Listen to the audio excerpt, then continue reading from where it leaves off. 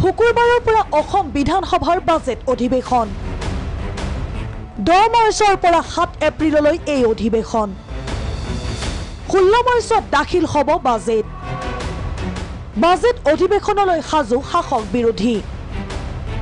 10 March অৰ্থাৎ শুকুৰবাৰৰ পৰা 5 এপ্ৰিললৈ হ'ব অসম বিধানসভাৰ বাজেট অধিৱেশন বিধানসভাৰ ঘোষিত কাৰ্যসূচী অনুসৰি বিধানসভাৰ অধিৱেশনৰ কাৰ্যদিন 14 দিন চলিব নতুন ৰাজ্যপাল গুলাব চান্দ কাটাৰিয়াৰ ভাষণেৰে শুকুৰবাৰে আৰম্ভ হ'ব অধিৱেশনৰ অসম বিধানসভাত এয়াই হ'ব নৱনিযুক্ত ৰাজ্যপালৰ প্ৰথম ভাষণ বৰ্তমানলৈ 6খন নতুন বিধেয়ক উত্থাপন হোৱাৰ সম্ভাৱনা প্ৰকাশ কৰে বিধানসভাৰ প্ৰধান সচিবে এতিয়ালৈকে আমি 2খন বিল চৰকাৰৰ পৰা পাইছোঁ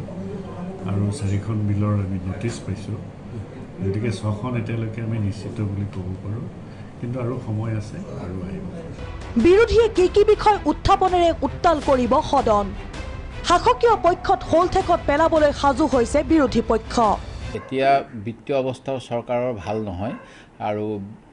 ধাৰৰ ওপৰত ধাৰ চৰকাৰে লৈ আছে ঋণ লৈ চলি আছে এনে সময়ত কেতবোৰ অপ্ৰয়োজনীয় ব্যয় যোৱা সময়ছোৱাত কৰা দেখা পাইছোঁ যোৱা সময়ছোৱাত চৰকাৰে যিসমূহ প্ৰতিশ্ৰুতি দিছিল প্ৰতিশ্ৰুতি পালন কৰা নাই সেই কথাটো বাৰম্বাৰ ক'ব বিচাৰোঁ আৰু বাজেট আলোচনা হ'ব আলোচনাত আমি আশা কৰিম যে অসমৰ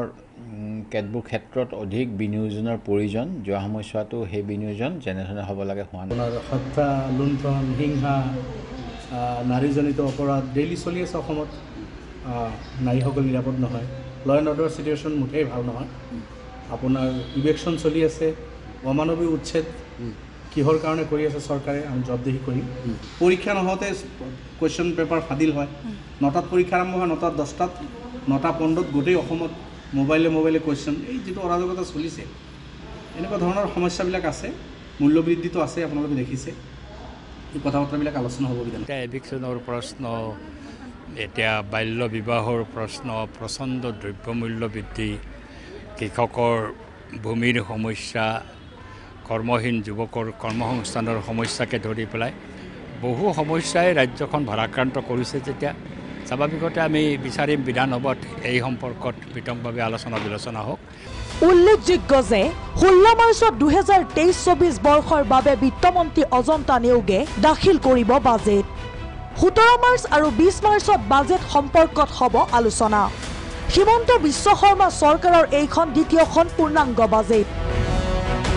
অন্যহাতে ৰাজ্যৰ প্ৰথমগৰাকী মহিলা বিত্তমন্ত্ৰী হিচাপে অজন্তা নেওগে তেওঁ জীৱনৰ দ্বিতীয়খন পূৰ্ণাংগ বাজেট দাখিল কৰিব বৰ্তমান এই বাজেটক লৈ অধীৰ আগ্ৰহেৰে বাট চাই আছে ৰাজ্যবাসীয়ে আগন্তুক লোকসভা নিৰ্বাচনৰ বাবে ভোটাৰক আকৰ্ষিত কৰিবলৈ বিজেপি চৰকাৰে সাধাৰণ ৰাইজৰ বাবে কি সুবিধা প্ৰদান কৰে সেয়া লক্ষণীয় হ'ব ভিডিঅ' জাৰ্নেলিষ্ট ৰাজুৰ সহযোগত পল্লৱী বৰা ৰিপৰ্ট প্ৰাগ নিউজ